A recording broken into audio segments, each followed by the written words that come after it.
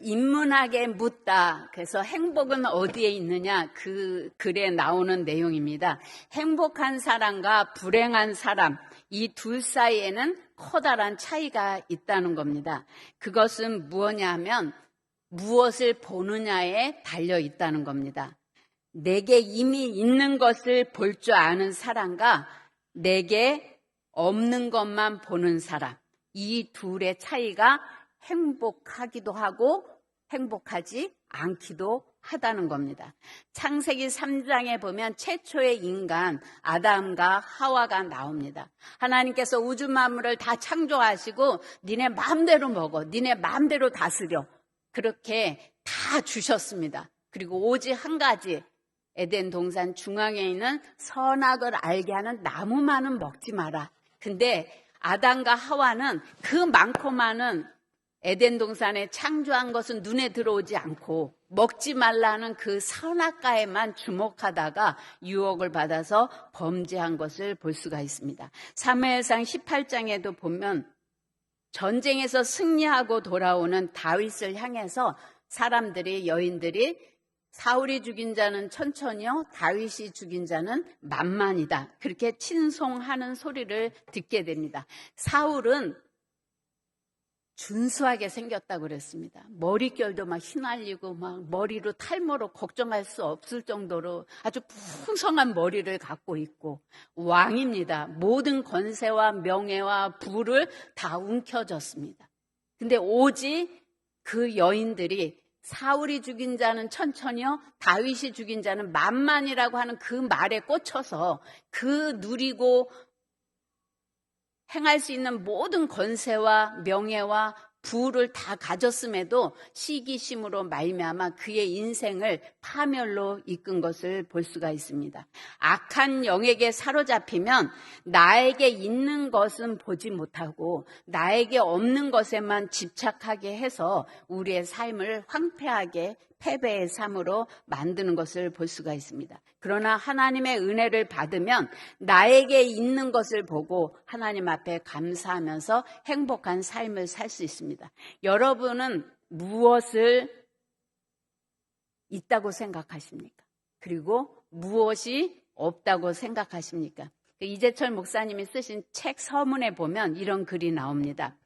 최고 최대가 되어야 한다는 거대주의, 수단 방법을 가리지 않고 목표를 달성해야 한다는 성공지상주의, 인간의 인격마저 물질로 가늠하는 황금 만능주의로 대변되는 경제 논리가 지배하는 물신가, 그러니까 맘모스 신을 얘기하는 거죠. 물신의 시대와 그 시대 정신을 거슬러 오르라고 갈파하는 깨달음의 메시지, 이 둘 사이에서 작년에 비해서, 지난달과 비교해서, 어제와 견주어서 그대의 관심은 어떻게 달라졌는가?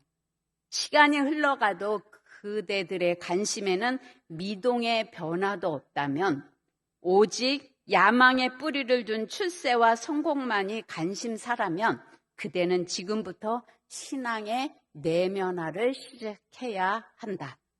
그리고 그대의 관심은 사람에게 모아져야 한다. 그대보다 강하고 높은 자가 아니라 연약하고 낮은 자, 그대를 충족시켜줄 수 있는 자가 아니라 그대가 필요를 채워줄 수 있는 자, 그대에게 은과 금은 없지만 그대에게 있는 것, 사랑으로 마주해야 할 자를 향해 그대의 관심을 쏟아야 한다. 그대 속에 계신 주님께는 그들과 당신 자신을 동일시하시는 까닭이다. 하나도 감동이 안 돼요. 이해가 안 되나 보죠. 저는 이 서문만 읽고도 가슴이 벅차더라고요. 세상의 가치 기준, 세상의 문화가 이야기하는 것에서 하나님이 말씀하시는 가치와 충돌할 때 날마다 우리는 세상에 물들 수밖에 없지만 그것을 씨름하면서 하나님께로 더 가까이 하나님이 관심을 가지는 것을 나도 같이 관심을 갖고 그 일에 헌신하는 변화가 없다면 나의 신앙을 다시 한번 돌아봐야 된다는 거예요. 그리고 변화가 없다면 내게 있는 것, 곧 하나님이 나에게 주신 그 사랑, 나에게 주신 그 예수의 이름을 가지고 나보다 강한 자가 아니라 나보다 약한 자, 내가 돌봐야 되는 그 사람에게 관심을 쏟아야 할 때이다. 그렇게 이야기를 했습니다. 저는 오늘 본문 이야기를 통해서 세상 가치 기준으로 나에게 없는 것을 바라보는 것이 아니라 나에게 있는 예수의 이름의 권세와 능력이 얼마나 큰지를 알고 우리의 인생에, 우리의 신앙생활에 전환점이 되기를 바랍니다. 사도행전 3장 1절에서 2절을 제가 읽으면 제9시 기도 시간에 베드로와 요한이 성전에 올라갈새 나아면서 못 걷게 된 이를 사람들이 메고 오니 이는 성전에 들어가는 사람들에게 구걸하기 위하여 날마다 미문이라는 성전문에 두는 자라. 미문은 말 그대로 아름다운 문이에요. 헤롯이 지었다는 그 헤롯 성전은 너무나도 그 당시에 금과 은과 갖은 보화로 화려하게 지은 성전입니다. 그래서 문도 너무나도 화려하고 아름다운 문이라고 붙일 정도의 그런 미문에 초라하고 하루하루의 생계를 걱정해야 될 수밖에 없는, 나면서부터 안진뱅인인데 4장에 가서 보면 40년간 그러한 생활을 했던 아주 초라하고 보조할 것 없는 사람이 그 아름다운 성전 미문에서 들어가는 사람들에게 구걸하는 한 사람을 만나게 됩니다. 그는 그의 인생에서 구걸하지 않고는 살아갈 수 없는 정말 절박한 상황에 있는 사람입니다. 성전에서 예배를 드리지만 예배를 받으시는 그 하나님과는 전혀 관계가 없는 사람. 성전을 향해서 하나님을 예배하기 위하여 들어가는 그 사람들과의 관계가 단절된 그러한 불쌍하고 절망적인 한 사람이 성전 미문에 구걸하기 위해서 다른 사람이 그 자리에 앉혀놓은 그것을 보게 됩니다. 사람들이 주는 그 하루에 얼마 안 되는 그 돈 갖고 그의 생계를 연연해 가면서 걱정해야 되는 그런 사람입니다. 매일같이 어떻게 살아야 될지 근심하고 걱정할 수밖에 없는 근본적인 문제가 해결되지 않는 그러한 사람입니다. 근데 오늘 기도 시간에 베드로와 요한이 성전에 올라가다가 그 불쌍한 사람을 보게 됩니다. 유대인들은 하루에 3번씩 습관적으로 기도하는 시간을 가졌습니다. 그래서 다윗도 시편에 보면 아침, 점심, 저녁마다 하나님 앞에 기도한다는 내용이 나옵니다. 잘 들어보시면 좋겠습니다. 저녁과 아침과 정오에 내가 근심하여 탄식하리니 여호와께서 내 소리를 들으시리로다. 다니엘서 6장 10절에 보면 다니엘이 이 조서에 왕의 도장이 찍힌 것을 알고도 자기 집에 들어가서는 윗방에 올라가 예루살렘으로 향한 창문을 열고 전에 하던 대로 하루 3번씩 무릎을 꿇고 기도하며 그의 하나님께 감사하였더라. 오늘 유대인들은 하루에 3번씩 습관적으로 기도하는 그 습관이 있었기 때문에 오늘 베드로와 요한도 그 습관에 따라 제9시에 성전에 들어갑니다. 제9시는 6을 더하면 우리나라 시간이 돼요. 그래서 오후 3시가 됩니다. 오늘 성전에 기도하러 가다가 구걸하고 먹고 살아야 되는 아주 불쌍한 그 한 사람을 보면서 오늘 사도행전 3장 6절에 보면 베드로가 이르되 은과 금은 내게 없거니와 내게 있는 이것을 내게 주노니 나사렛 예수 그리스도의 이름으로 일어나 걸으라. 그는 금과 은을 얻기를 기대하고 있었을지 모릅니다. 그러나 오늘 베드로는 은과 금은 내게 없지만 내게 있는 예수의 이름으로 일어나 걸으라. 그의 근본 문제를 해결해 주는 장면을 우리가 목도하게 됩니다. 이 시대에 교회의 위기가 어디에 있다고 여러분은 생각하십니까? 저는 교회도 세상처럼 세상에서 중요하게 여기는 가치를 주려고 하는 데서부터 문제가 발생된다고 봅니다. 은과 금이 아니라 은과 금으로 해결할 수 없는 예수의 이름으로만 해결할 수 있는 것을 교회가 좋아야 되는데, 교회 오면 병 고쳐요. 교회 오면 부자 돼요. 교회 오면 사업 잘 돼요. 그러한 말들로 하다가 그것이 되지 않으니까 하나님이 아주 초라하고 보잘것없는 그런 하나님으로 전락해 버립니다. 오늘 교회가 줄 수 있는 것은 은과 금은 내게 없지만 내게 있는 나사렛 예수의 이름으로 걸으라고 선포할 수 있을 때 교회가 생명력 있는 교회고, 그것이 교회의 본질이라고 생각을 합니다. 토마스 아퀴나스가 이런 말을 했어요. 그가 어느 날 로마를 방문했는데 그 당시에 그 성당은 너무나도 돈이 넘쳐나서 화려하고 웅장하게 졌습니다. 그래서 교황을 만났을 때 그 교황이 이런 말을 했다고 해요. 우리는 더 이상 금과 은은 내게 없거니와 라고 말할 필요가 없습니다. 왜냐하면 그만큼 성당에는 금과 은이 넘쳐난다는 거죠. 그랬더니 토마스 아퀴나스가 아마 그래서 우리는 더 이상 일어나 걸으라고 말할 수 없는 것 같습니다. 그렇게 이야기했다고 합니다. 교회는 금과 은은 없지만 내게 있는 예수의 이름으로 일어나 걸으라고 선포할 수 있어야 됩니다. 예수님께서는 부활하셔서 우리에게 제자 삼으라는 사명을 주셨습니다. 그리고 그 일을 하는 데 있어서 너의 힘과 능이 아니라, 금과 은이 아니라 성령을 받아라. 성령으로만 제자 삼는 일을 교회가 교회답게 할 수 있다고 예수님은 우리에게 말씀해 주셨습니다. 근데 우리는 성령의 능력을 잊고 성령의 능력으로 일하려고 하기보다는 세상의 방식, 세상의 방법, 세상이 줄 수 있는 것들을 우리가 못 줘서 안다를 하는 그러한 교회의 모습으로 우리가 전락해 가기 때문에 세상은 우리를 향해서 개독교라고 하고 교회가 교회다운 모습을 세상 사람들에게 비춰주지 못하고 있습니다. 사도행전 1장 3절을 잘 들어보시겠습니다.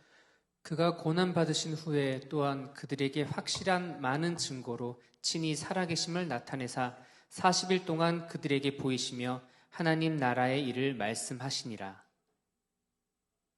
네, 오늘 부활하신 예수님이 오늘 40일 동안 제자들에게 보이시면서 하나님의 나라의 일을 말씀해 주셨어요. 하나님 나라의 일은 사도들에게 모든 족속으로 제자를 삼으라는 그 일과 그 일을 감당하기 위해서 머지않아 사도행전 1장 8절에 성령이 임하실 텐데 성령이 임하면 너희가 권능을 받고 예루살렘과 온 유대와 사마리아와 땅끝까지 내 증인이 되리라, 그렇게 말씀하셨습니다. 여러분이 복음을 전하고 세상 사람들이 하나님께로 돌아올 수 있는 일은 금과 은의 능력이 아니라 나사렛 예수의 이름으로 그들에게 선포하고 그들의 영혼육을 자유케 하는 일을 거침없이 할 때 우리를 통해서 하나님의 나라는 확장될 수 있다고 봅니다.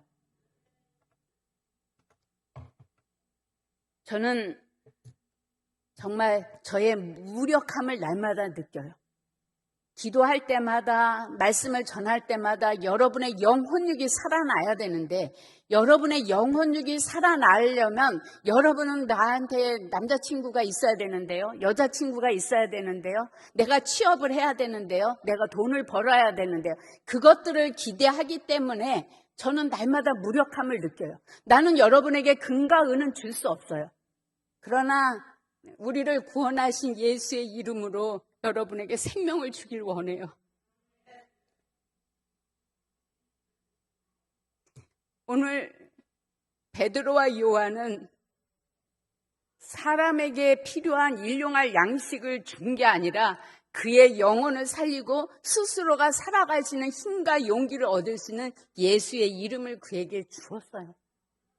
오늘 우리에게 우리의 힘과 능으로는 할 수 없지만 너희가 성령을 받으면 나가서 정말 하루하루 살아가기가 버거운 그들에게 생명을 줄 수 있다. 하나님의 나라를 이루는 제자를 만들 수 있다. 그러니 너희가 성령을 받으라. 그렇게 우리에게 부탁하셨어요. 오늘 베드로와 요한은 매일같이 성전에 가서 기도했어요. 매일같이 기도하는데 그 안진뱅이를 못 봤겠어요? 매일같이 왔으니까 매일 봤을 거예요. 근데 그날따라 그 안진뱅이가 눈에 들어온 거죠.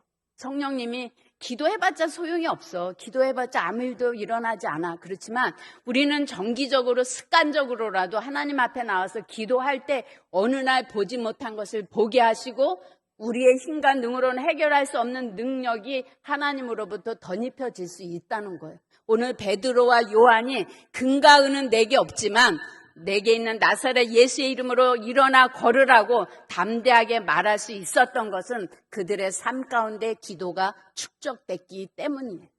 우리도 더욱더 하나님 앞에 성령의 능력이 입히울 때까지 기도할 때 우리는 강력하게 세상을 변화시키고 세상 사람들에게 생명을 주는 살아있는 공동체와 성도가 될 수 있으리라고 봅니다.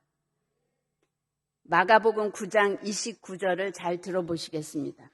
이르시되 기도 외에 다른 것으로는 이런 종류가 나갈 수 없느니라 하시니라.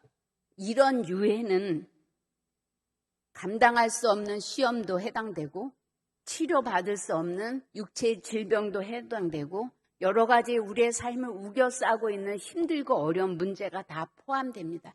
이런 문제를 해결할 수 있는 유일한 길은 기도 외에는 없다는 거예요. 근데 기도하지 않고 세상 가치 기준으로 금과 은을 계속 찾고 있기 때문에 우리는 무기력한, 무능력한 삶을 살아갈 수밖에 없다는 거죠. 오늘 사도행전 3장 4절에 베드로가 요한과 더불어 주목하여 이르되 우리를 보라 하니 베드로와 요한은 주목해서 봤어요. 주목해서 봤다는 것은 유심히 눈여겨봤다는 거예요.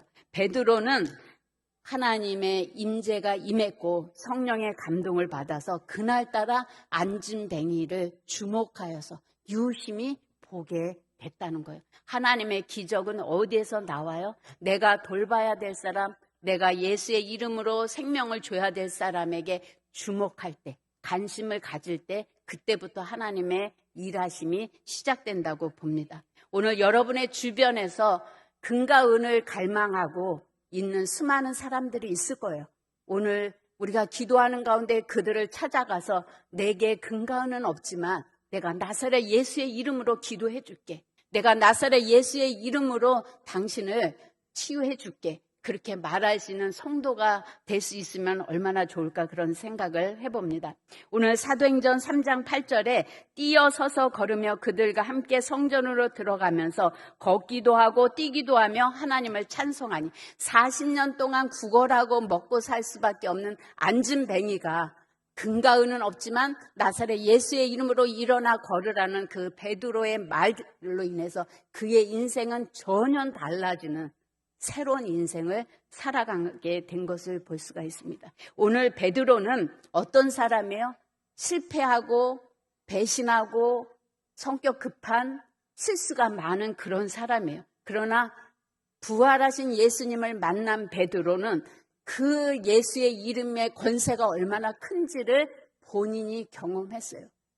정말 초라하고 보잘것없고 예수님을 배신할 수밖에 없는 나약한 존재지만 부활하신 그 주님을 만나고 나서 나는 전혀 다른 사람이 됐기 때문에 더 이상 주저앉아 있는 인생이 아니라 하나님의 사명을 감당하는 하나님의 제자가 되었기 때문에 그는 담대하게 예수의 이름을 외칠 수 있었습니다. 예수의 이름은 그냥 이름이 아닙니다. 죽음과 권세를 파하시고 부활하신 권세 있는 이름입니다.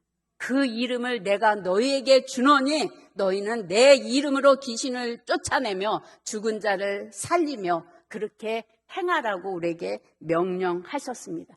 나의 이름이 아니라 나의 힘이 아니라 예수의 이름의 권세와 능력을 우리에게 허락해 주셨어요. 그래서 지금도 주저앉아 있는 사람, 환경을 낙심하고 절망하는 그들을 향해서 예수의 이름을 전하고 그 이름의 생명의 능력이 얼마나 큰지를 그들이 경험할 수 있도록 할 때 날마다 믿는 무리가 더하여지는 부흥이 우리 교회 가운데 있으리라고 봅니다. 오늘 내가 주저앉아 있는데 다른 사람을 일으킬 수 없어요. 내가 예수의 이름의 권세와 능력으로 내가 살아나야 됩니다. 내가 고침 받아야 됩니다. 내 마음에 평화와 기쁨이 넘쳐야 됩니다. 그래야 내가 주저앉아 있는 사람을 향해서 예수의 이름을 한번 가져봐. 예수의 이름을 한번 불러봐. 일어날 수 있어. 살아날 수 있어. 그렇게 우리가 담대하게 선포할 수 있지 않겠어요? 오늘 우리 성도님들 시간이 짧아서 말씀을 짧게 하지만 예수의 이름의 권세를 무시하지 마세요. 예수의 이름의 권세와 능력은 우리를 살립니다. 우리를 치료합니다. 우리를 새롭게 할 수 있습니다. 그래서 세상 사람들이 금과 은을 요구할 때 우리는 당당하게 나 금과 은은 없어. 그러나 예수의 이름이 있어. 그 이름의 권세와 능력을 경험시키는 교구 목장이 될 때 이 교회에 소망이 있고 하나님이 강력하게 쓰시는 교회가 되리라고 봅니다. 오늘도 하나님은 우리를 도우시고 역사하기를 원하지만 내게 없는 것에만 집중하고 있지 내게 있는 그 예수의 이름에 집중하지 못하기 때문에 우리의 삶은 세상 사람들에게 조롱받고 세상 사람들이 볼 때 별 볼 일 없는 인생을 사는 겁니다. 오늘 내게 없는 거, 나는 좋은 직장도 없어. 나는 물려받은 유산도 없어. 난 좋은 학벌도 없어. 괜찮아요. 우리에겐 예수의 이름이 있습니다. 그 이름을 가지고 한번 하나님 앞에 기도로 씨름해 봅시다.